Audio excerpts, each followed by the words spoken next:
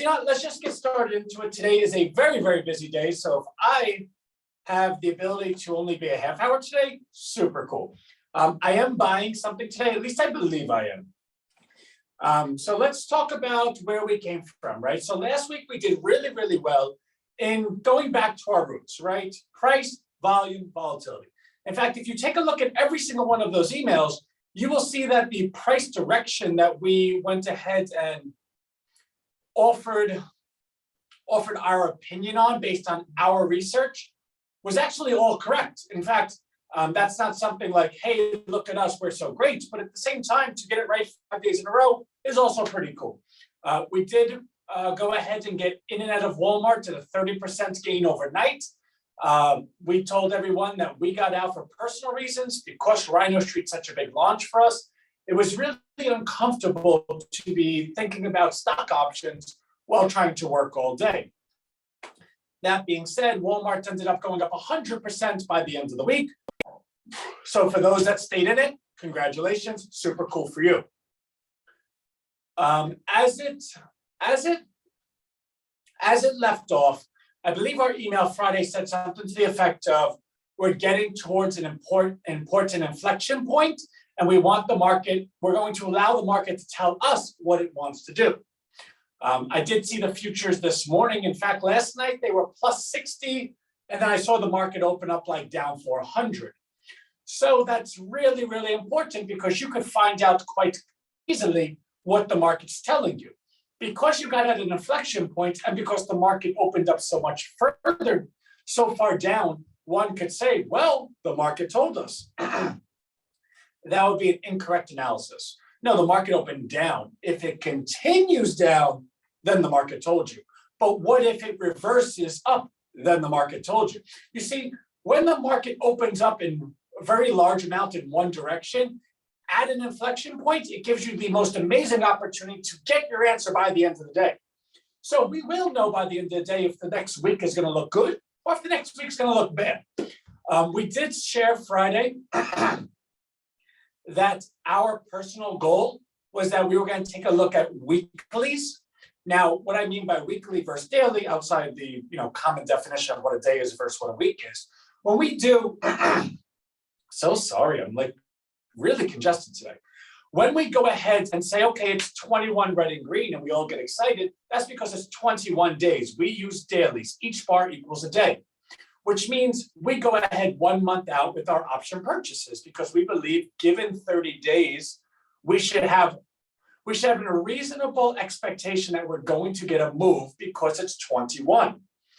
For instance, if it gets to 30, which would be like totally cuckoo for Cocoa Puffs, we still theoretically have 20 days left. Now, mind you, business days is different. So if it got to 30, you realistically have like 14 days left. But still, do you think it's going to go down for the next 14 days? And if you do you have the opportunity to sell it before the option gets to expiration? Yes. Now, the moves that you can expect are parallel or congruent with the moves that you had. So for instance, if it's a daily, how much does a stock really move in a day? Maybe 0.5%, maybe 1%, maybe 2% at like the super duper duper most volatile stock ever, right? But for the most part, stock goes up 0.5%, down 0.5%, up 1.5%, down 0.75%. That's normal. What does a stock move in a week? Well, that's different. A stock could easily move 2, 3, 4% in a week. In fact, the whole S&P index last week moved 6%. That's an entire index. If you take a look at individual stocks in that index, they all move 10, 15%, which means if you apply our algorithm to the weekly bars instead of the daily bars, let me define that real quick, because I know sometimes I just speak over things that are like, yeah, I lost you.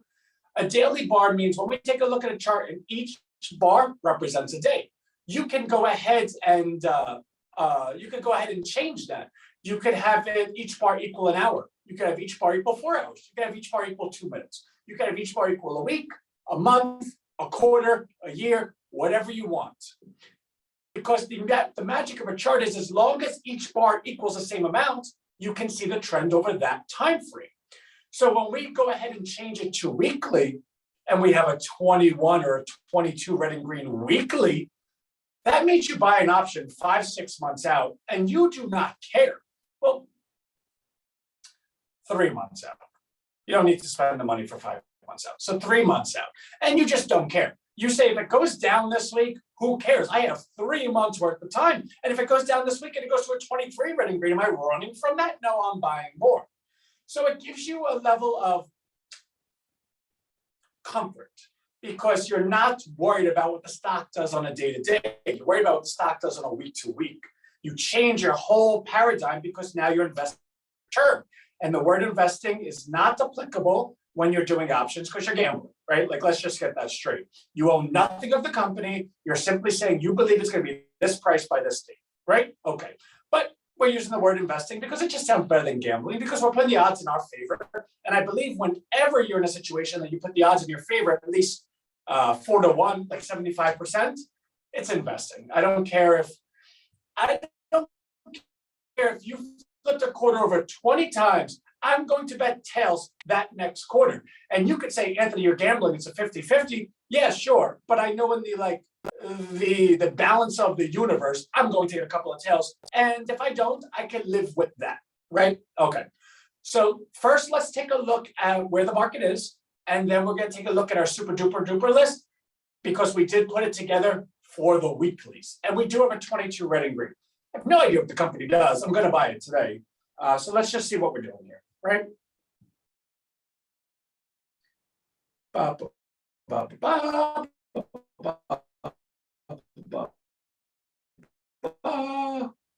Where? Seriously? I just had it up. Like, come on. Maybe it's over here. Okay. All right, so let's take a look at the market first. And as we can see, the market is down 350. Now, what's important about that is I believe it was down 400. And then right before I came on, it was down 325, which means it came down, got bought back up, and now it's coming down again. Now, of course, the market's been open for 38 minutes. That does not make a day, but you can start looking at it. Like, for instance, the NASDAQ is down more than the Dow. The NASDAQ was the outperformer last week. Everyone felt comfortable. Yeah, we can get back into the NASDAQ. Well, if the NASDAQ is leading on the way down again, does that give you cause for concern? The Russell 2000 is the second leader on the downside. Anyone that follows insider buying knows that the insiders of the Russell 2000 companies have been buying more stock than any other sector of the market. So if this is going down and the insiders are buying, why is there so much selling? If people are not believing that the people that run the companies know the best about their coming stock price, that's a little dangerous. That's kind of scary. And when you have the Dow outperforming, what's that mean? These are the trophy assets of the country. These are the assets that are the safest amongst any other asset. These are the assets that foreign countries and sovereign funds put into the US. When this is leading, that means we are like safety zone. We're putting money into the market because we believe in the market long term and we believe inflation and all the rest of it. But if we have to put it, we're putting it in like Home Depot and Exxon and Microsoft and Apple and Salesforce and Pfizer, companies like that. And the VIX is up quite a lot. That's plus 8.33%. That's a lot for the VIX. So let's go take a look under the hood and see what's going on. All right. Let's get our super duper list out the way because we don't want to spoil the fun. All right. So this is what we've been looking. What is going on here? Okay. Let's get, well, first of all, we want to make this daily because that's what we've been doing. And we want to get the VIX in there because that is like everything. All right. So as you can see, we've done pretty well. Actually, I don't know if you could see that. You would have to actually be a part of this as you would have to read the commentary every day because obviously this doesn't show it. But let's take a look at where we are. So let's go ahead and clean this up a little bit so we can give the most accurate look where we are. Or the most accurate projection, right? Because if I knew with a certainty, people always say, well, I wouldn't be working. I would. I'd be right here in front of you, but maybe there'd be a beach in the background. I don't know. Something would be different. I would be working because I'm insane. All right. So let's see what's going on here. So this is going up. At the same time, this has stayed steady, which is good. even equal volume has been buying the market up. It hasn't been going down. Like see over here, well actually see over here, market's going up, volume's going down, then boom, right? Because it was unbelievable. No one was actually buying this market, and look how far down it went. So what you can see along the interim is, let's see, 4 bars up, this stayed stagnant, then boom down. What is this? 4 bars up, this came down, but then stayed stagnant, looked like it was going up, then boom. 4 bars up, this was coming down, then boom. This is like, what, 7, 8 bars up and steady volume. That, I would say, is a believable short-term bottom because this has a lot of support. A lot of people bought it on a lot of days to be a part of this. So I would venture to say that this is probably a near-term bottom. Now, when people go ahead and take a look around and say, oh my God, there's a near-term bottom, they also say, okay, well, let's test it, right? My wife and I are watching Queen of the South right now. And it's a movie about Mexican cartels and how they cross borders. And this one lady, she's the star of the show, Camila, and she lost her Mexican cartel connection. Then she lost her Colombian cartel connection. So she went to Bolivia. And this crazy man called El Santo is just cuckoo for Cocoa Puffs, but she had nowhere else to go. And during the process, El Santo went ahead and tested her along the whole way, put a beetle in her mouth that was poison, went ahead and said that she had to give up one of her friends or else she was going to die. Did all these things, and she acted with her heart and achieved each challenge. So he knew this is someone I could work with. The market's the same way. These, okay, great. You might be someone I could work with. Now it's time to test you. So you should see either this is going to hold, but if this doesn't hold, you're likely going to come back down to this area to go ahead and see if the market was real. My estimation is if this breaks, you're probably coming down to 386 on the S&P. It's now 410. On average, an S&P point is like 100 Dow points. So that equals about like 2,400 Dow points that you could come down if it breaks this. Now, of course, I'm not an oracle. I don't know everything, but I would say that if this breaks, you have a bit of downside. Now, the downside you're going to have is these people that are like, oh my God, I thought we finally had it, sell, sell, sell. But that's not everyone, because there's a lot of people here and they all stayed steady, which means a lot of these people are like, yeah, I bought it on the way up and I'm prepared to buy more if it comes down. So the point being, this will naturally catch itself. I do not think it goes lower than this. If it does, you've got much bigger problems because it's going much lower. So I would say if this breaks, you're coming down to the 386 region. If that breaks, you're definitely testing 381. And if that breaks, like, I don't know, go buy gold, right? Because that's where we're going. So let's take a look. And while this has been going up the market, the volatility has been going down. So market up, volatility down, and price stagnant. That's the second best scenario. The best scenario is with volume up. Now, what do we see? So let's pull it out the last 4 hours. So at least we can get a couple of looks. Actually, the market's only been up for 45 minutes. So let's go ahead and pull a 45-minute one. All right. And this will give us the most up-to-date, fairly granular, but let's find out what's going on here. Let's delete that and we'll make a new one. Okay. So as we can see, if you pull this, you could make a line there, but that's not a right line because you didn't connect the most dots. The goal is always to connect the most dots.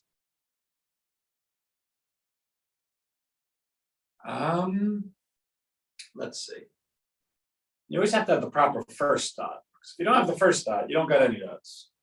So I would say that is a good line. But then you would say, yeah, but what about all that?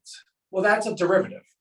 So this is the normal line, and that's a standard, well, not derivative, that's a standard deviation from the line, meaning it just exponentially exceeded the trend, right? The rate of change. Meaning once that broke, and as you can see, it broke there, and then look at the next bar, boom. This would have told you, okay, something's happening, someone's looking to test something. So this would be the first test. This is 408. If you see the market under 408 today, I would sell it. That being said, if it does not get to 408, well, then that That's what we talked about at the beginning of the call. It came down and then it held support, which means it then goes back up. And if it breaks this top line, everyone sees. Now, when I talk about lines, it sounds like hocus pocus, right? It sounds like, it's a line that you just made. What does that mean? You're talking about things. We're talking about real companies, earnings, multiple CEOs, blah, blah, blah. None of that matters, because the people that trade the stock, this is a map of their behavior. This is like a correct history lesson. And not only is this the correct what had happened, but it also shows everyone what they project to happen. So when people say, well, we saw that, but we don't believe that, they sell here. When enough of those people do, it shows up in a downline. That downline tells everyone else, hey, there's a lot of people that are selling this. We don't know what's happening, but we should sell it too. So the lines effectively becomes the map for people to use. So you can say, I don't like the map and it makes no sense to me, it's just a line, but you're making the wrong argument. It's not that the map predicts what the companies are doing. The map predicts what the stock investors are going to do. And when every one of them are watching the same thing, then it becomes a self-fulfilling prophecy. It's like when you walk into New York City and one person's looking up at the sky, it doesn't matter. When you have 500 people looking up at the sky, you immediately look at the sky. What made you do it? It had nothing to do with the sky. It had nothing to do with your ears. It had nothing to do with anything. It had to do with, whoa, those people are doing something. I better heed and figure it out. Because if there's something bad, like a plane coming, then that's a problem. That's what these lines mean. So as of now, we don't see anything too bad. In fact, this is quite constructive. It came down and now it's higher than where it was. That's kind of cool. So let's go to our super duper duper list. And what are we gonna buy? Okay, so let's get rid of, we don't need to. PNR, 22. So it's not exactly red and green, but it's a 22 and I like it. So let me just share something. So the way I coded these, when they fade the color, it means that the move has begun. So when I say red and green and we want it to be red and green, it's because we're getting in front of the move. But that leads us to how long before the move actually happens. But when the lines start fading, that means the move has begun. So as you can see, 20 red and green was 47, got up to 51. It's now 49, but the move is still going. This move isn't finished until it turns green. This move isn't finished until it gets down to here. Each one of these bars represents a whole week. So if I have 2 or 3 more bars of good stuff happening, that means I have 3 weeks with a higher price. This thing, and we don't know what it is yet, I will look, was $80 in November. Now I know what you're saying, Anthony, everything was higher in November. Yeah, sure. 80 to 49. It's a producer manufacturer of miscellaneous manufacturing. I have no idea what that means. So let's go take a look. So I don't know if any of you have ever been hiring managers, but have you ever been well, if you hadn't been, this isn't going to make sense to you. Let me share what it's like to be a hiring manager. So when I go ahead and put that I'm hiring out and I see resumes, and when I see the resume saying, I'm a high value asset to liaison between business goals and business vision, and my strong qualities allow the highest probability that the duration between vision and goal is the least possible that it can be. When I read SHIT like that, I'm like, what does that even mean? Like my brother, God bless his soul, he passed away. He was working for a company and I asked him what the company did. And he goes, well, I asked him what his position was. He goes, I'm an overseer of the team of collaborators that measure metrics of the company. I go, I have no idea what that means. Can you tell me? I don't know why you're being like this. I go, I don't know what that is. Like, are you a pizza man? Because when you say you're a pizza man, I know what you do. You make pizzas, right? And I've had this challenge for as long as you guys can recall with Rhino Street. Anthony, what's Rhino Street? In fact, when I meet my wife's friends, what do you do? I'm like, I don't actually know. I know I work 20 hours a day. I know I work 7 days a week, but I don't know what I do. I'm a superhero trying to change the world. Yeah, that doesn't really fit on a business card. Maybe it does. Maybe that's what I should put on my business card. But now that RHINOWealth's a search engine, we own a search engine. We own the world's first localized search engine. Or we invented a specialized search engine for every city in the entire world. That sounds really impressive, but that is what we did. When you hear that, you say, okay, you made a specialized search engine for every city in the world. Okay, I know what that is. What did you do to specialize it? Well, we went ahead and calculated 20 miles from the user. Okay, I know what that means. The point is that other nonsense that we just read, producer, manufacturer, miscellaneous manufacturer, I don't know, right? So let's go find out. Miscellaneous manufacturing, is that like water bottles? Is that like whistles? It's an American water treatment company incorporated in Ireland with tax residency in UK. Right off the bat, we have, when we try to figure out why the stock went down, we can immediately see that they're incorporated in Ireland, which means they are getting super duper tax benefits, which means if we have an administration that has more debt than they even know what to do with, and they need to find a way to balance the budget, there is a chance that they could say, all right, and all companies that have their tax set up in another country, we're going to put a windfall tax on you, or you got to bring that money back, or we're going to start charging you X amount of rate. Now, I don't know if that's going to happen, but I can tell you, these people think it might happen because let's keep reading. I don't know why the stock went down so much. Its main office is in Arden Hills, Minnesota. What's Minnesota? Minnesota is a state that has 10 electorates. It votes Democrat. So the question you must ask yourself is the Democratic Party expecting Minnesota to still go blue? Because if their internal polls suggest that Minnesota is going to go red, they have no interest in saving this company because they don't really care. But if they're looking to still hold the, what's that called? Not the Rust Belt. Is it the Rust Belt? Minnesota, Michigan, Pennsylvania, Wisconsin. I know Minnesota's the fourth of those countries, those states, but it's an important, in fact, it has not voted Republican, I think, since 1990. So, okay, that's in our favor. Democratic administration might not want to go after that. Pentar was founded in the US with 65% of the company's revenue coming from the US, so they should be taxed in the US. It was reorganized in 2014, shifting the corporate domicile from Switzerland to Ireland. Announced a complete separation of its water and electric business. Now the company's primary focus is on residential, commercial, industrial, municipal, and infrastructure and agricultural applications. Its fiscal 2019 revenues was $3 billion and employs 9,500 people worldwide. Okay, water is kind of a big deal. Infrastructure is a big deal because you know that this president wants more than anything to put an infrastructure bill out there. Residential is booming. Commercial, a little less so. Industrial, I would say, is booming.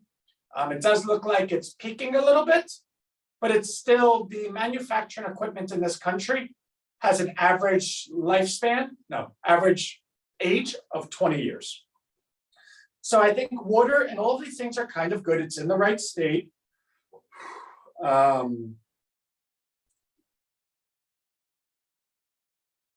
mean, it seems fine to me.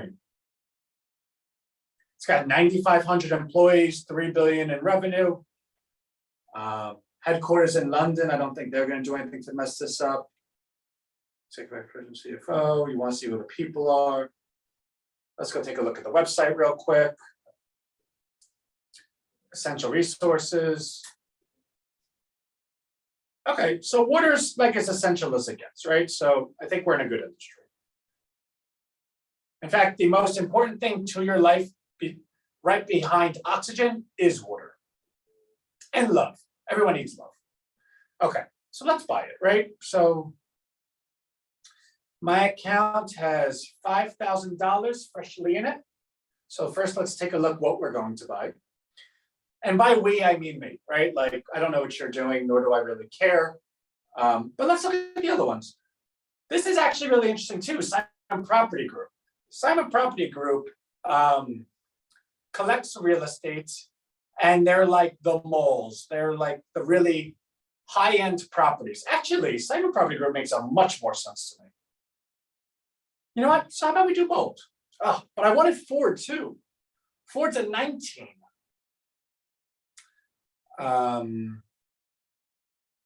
Wins a 14. It's not there yet. Ford's a 19. I mean, really, how much further could Ford go? It was just $25. It went down to 12. So you'd have to ask yourself, well, Anthony, they don't have electric cars. Oil is going up. Gas prices are going up. People are going to drive less, which means they have less money to spend, which means they're going to buy less cars. I agree with all that. But I kind of think that's in this, right? Like, just because we came up with a thesis today doesn't mean that we're the smartest person in the room. It means that we need to see when that thesis came out. So right here is in January. It's not November. This isn't the market high. January, what happened? Putin invaded Ukraine. Oil prices skyrocketed. Yes, they were already going up, but this like brought it to a next level. Another standard deviation, right? So does this amount of stock price say to you, well, that's been factored in? Now let's take a look at it. A 3% dividend. Ford's only worth $54 billion. I mean, I gotta tell you, $54 billion is very small. Like Tesla's worth $1 trillion. They could actually buy Ford if they wanted to. So at $54 billion, that's interesting. Does it make it a buyout candidate? Can someone come into Ford and say, listen, we can go ahead and restructure this? I don't know.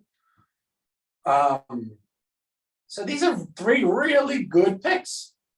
So you know what, let's not be silly. Let's make a basket, right? Like a basket. So let's take a look. PNR, we're gonna buy 3 months out. This is May. So April, March, February, did I do that correctly? January, February, March, April, May. Yeah, February. Okay. So where was it in February? It was like 50, 55. Okay.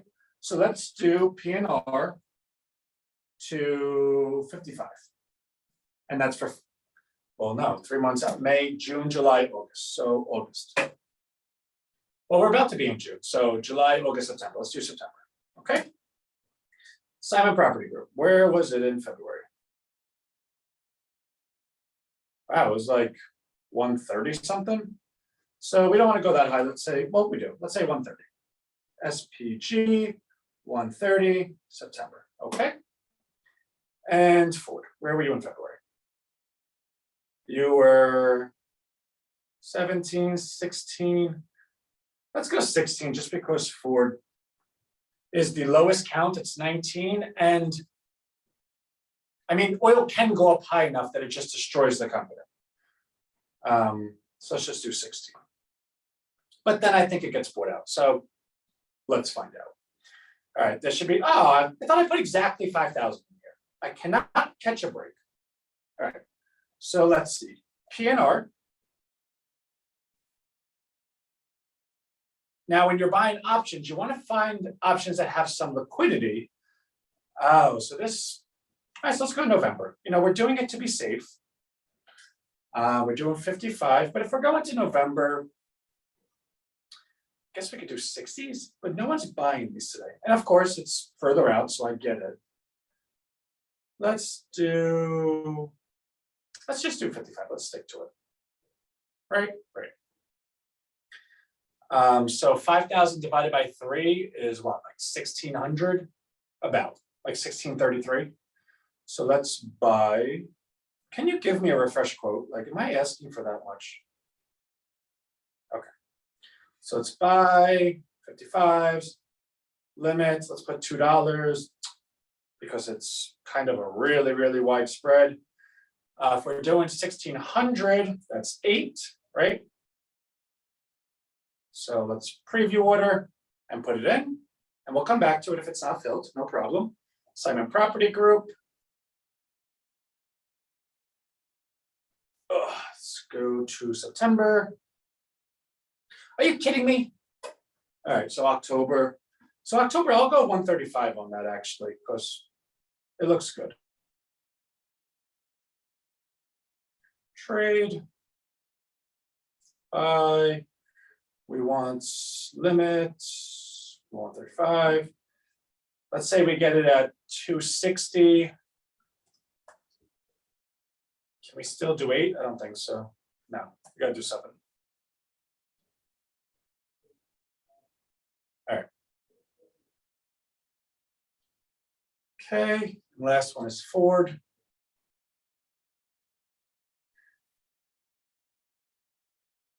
Now we did 1,800 and 1,600. That brings us to 3,400. So we got to kind of do 1,600.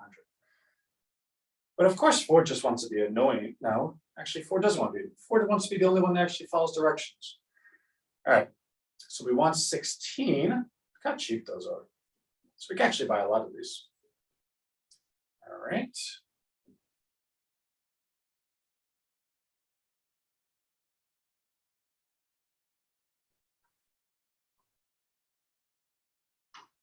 I'm losing my mind.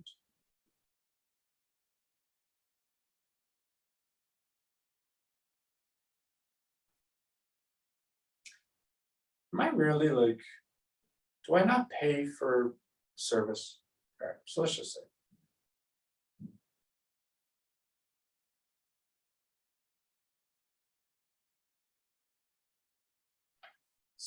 $16, so we could do, let's just do 54. Let's say we do 20, 30, 28. I think we could do 29. Let's see if we have enough money. Now we're gonna be off by like $8. So I'll do 28. Okay, preview order, place order. Okay, so we have 3 orders placed. Did any of them get filled? Oh, only P&R didn't because P&R is annoying. All right. So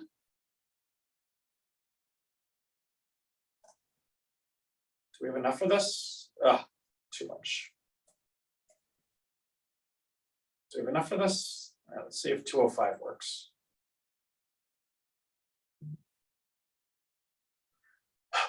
P&R, you are a pain in my butt.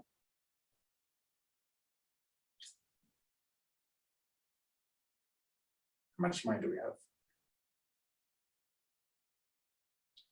All right, so we have $5 extra.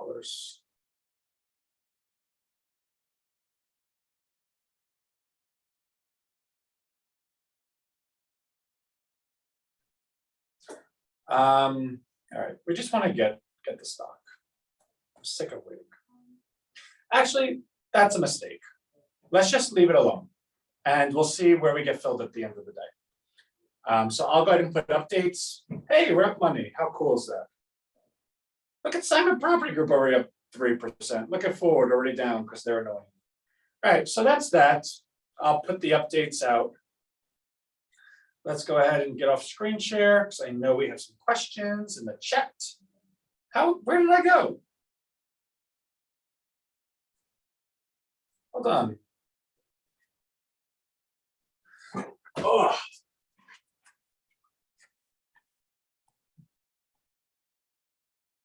All right.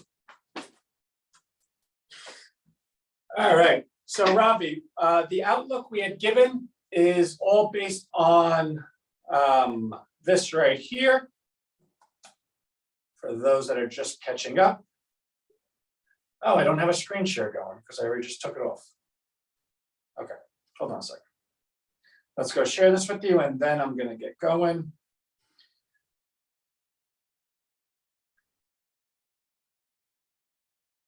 So we believe this line is important, right? This is trend. This is a 45-minute bar. So obviously, as you can see, the market kind of needs to go positive today. As long as this line holds, now, meaning by the end of the day, we want the market to be over like 412-ish. It's now 412.38, so we're in good position. This was the standard deviation above trend. Once it broke, you saw this this waterfall, kind of, right? But then it's getting bought back up above trend. So the fact that it came down and it's being bought back up is quite important. We believe that's going to yield a market that likely ends up positive today, if not close to it. That's us with a crystal ball, right? Like there's no, I would say it's probably 70-30, 60-40. But what's more important than that is if it breaks this line, we're looking at a fall down to 384-ish, right? No, over here. 384, 387. So this line, although we're constructive that the market goes higher, we're 60% in favor that the market will go higher today. If this line breaks though, we're 90% certain that you have a big fall in front of us. So I can't tell you with any real certainty if we believe the market's going to go up, but we can tell you with real certainty that if this line breaks, it will go down. So if you want to sit out and just keep an eye, that's totally a good idea. We're buying weekly options, which means we're giving ourselves 3, 4, 5 months for them to work because they're on our super duper list for the weekly side. So that's that. Okay. All right. I am getting a Rhino Street email out today, hopefully sooner than later. I want to say by 3 o'clock I'll have it out, by 3:30. Because our meeting for Rhino Street is tomorrow, and we got a lot of cool updates for everyone. And I'm with my team today at 12 o'clock to go ahead and make sure we can identify what updates we will have done. So I don't want to speak out of turn just yet, but really cool stuff. All right, so love everyone. I'll see you next Monday. But before then, I really, please come join me tomorrow. It would mean a lot to Rhino. Thanks, guys. Bye.